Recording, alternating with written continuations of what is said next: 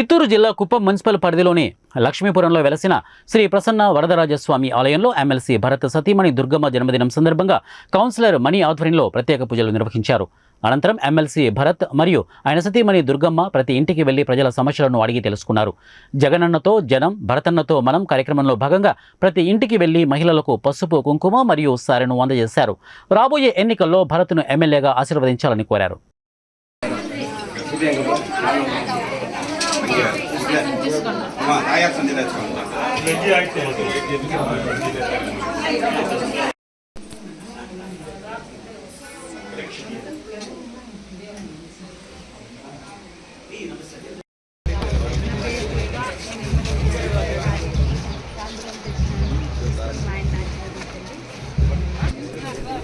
Vote ban గుర్తుకేయాల అదే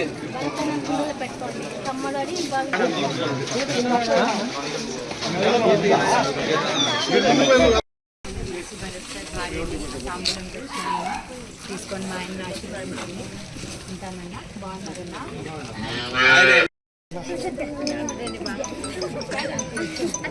happy birthday.